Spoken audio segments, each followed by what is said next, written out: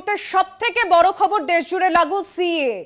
যেরকম ঘোষণা আগেও 2019 সালে 9 ডিসেম্বর এই আইন তৈরি হওয়ার পর থেকে গোটা দেশ জুড়ে যে প্রতিবাদ শুরু হয়েছিল, গোটা দেশ জুড়ে এই আইন নিয়ে একটা ধোঁয়াশা সৃষ্টি হয়েছিল যে কারা নাগরিক নয় এই প্রশ্ন গোটা দেশের মানুষের কাছে কিন্তু একটা বড় আকারে জায়গা পেয়েছিল, যেখান থেকে প্রতিবাদ, যেখান থেকে শুরু হয়েছিল বিক্ষোভ। সেই সিএ কার্যকরের বিজ্ঞপ্তি জারি হলো আজ। মঙ্গলবার থেকে এর বিধি জারি হবে এমনটাই ঘোষণা কেন্দ্রের তরফে। সিএ রুল দেশ জুড়ে লাগু হলো। নাগরিকত্ব সংশোধিত রুল 2024, নতুন রুলের নাম নাগরিকত্ব সংশোধিত রুল 2024 দেশ জুড়ে অবশেষে যা লাগু হলো 4 বছর 3 মাস পর। 2019-এর 9 ডিসেম্বরের পর 2024 সালের আজ 11ই মার্চ, কিছু মাস আগে অমিত শাহ একটি সংবাদ মাধ্যমকে দেওয়া সাক্ষাৎকারে ঘোষণা করেছিলেন লোকসভা নির্বাচনের আগেই সিএ জারি হবে দেশ জুড়ে। সেই কথা মতো কাজ লোকসভা নির্বাচনের আগে বড় ধামাকা। ফোনে রয়েছেন আমাদের সঙ্গে বিজেপি নেতা দিলীপ ঘোষ। দিলীপ বাবু, কথা মতো সেই পালন করলেন, আপনারা সিএ জারি করে দিলেন। হ্যাঁ, নরেন্দ্র মোদী যা বলেন সেটা করেন। গত বিধানসভা লোকসভা নির্বাচনের আগে আমরা ম্যানিফেস্টোতে বলেছিলাম সরকারে এলে আমরা সিএ বা নাগরিকত্ব আইন পাস করব।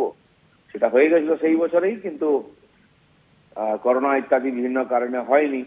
কিন্তু 5 বছরের মধ্যেই প্রতিশ্রুতি রক্ষা করেছে সরকার এবং সংবিধানের যে স্পিরিট আছে তার আধারেই এটা হয়েছে। কিন্তু ভোটের আগে এই খবর এনে মানুষের মধ্যে জল্পনাকে উস্কে দিলেন যে তারা আশঙ্কার মধ্যে কি ভোট দেবেন কি দেবেন না। জল্পনা কি আছে, এটা তো বাস্তব। আইন পাস হয়েছে এবং আমাদের স্বরাষ্ট্রমন্ত্রী যতবার জিজ্ঞাসা করা হয়েছে বলেছেন হবে, নিশ্চিতভাবে হবে, এই সরকার করবে।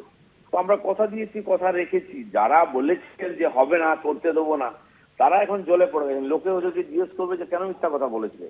আর যাদেরকে ওনারা নাচিয়েছিলেন, রাস্তায় নামিয়ে ঘরবাড়ি পুড়িয়েছিলেন, তারা বলবে আমাদেরকে বদনামও করে দিলে, আবার আইনও পাস হয়ে গেল। আর সেই জন্য অনলাইনের ব্যবস্থা হচ্ছে, যে কোনো জায়গা থেকে তার নাম রেজিস্ট্রি করতে পারবে, সে তার অধিকার পেয়ে যাবে। দিলীপ বাবু, তাহলে কি দেশের মানুষ 2 কোটি চাকরিও পাবে এরপরে? 2 কোটির বেশি চাকরি পেয়েই গেছে। গত বছরেই 10 লাখ চাকরি হয়েছে। কেন, চাকরি তো প্রতিনিয়ত হচ্ছে। এত এয়ারপোর্ট, রেলওয়ে, হাইওয়ে হচ্ছে, এইমস হচ্ছে, ইঞ্জিনিয়ারিং মেডিকেল কলেজ, যারা কি ভূতে চালাচ্ছে? এই দেশের লোকেরা চাকরি পাচ্ছে, তারাই চালাচ্ছে। তাহলে এত চাকরি যখন মানুষ পেয়ে গিয়েছে, তাহলে 4 বছর 3 মাস অপেক্ষা করলেন কেন এইটা জারি করার জন্য? এটার সঙ্গে চাকরির কি সম্পর্ক আছে? সব জিনিসের একটা সময় আছে। 5 বছর তো পার হয়নি, এখন এই সরকার আছে।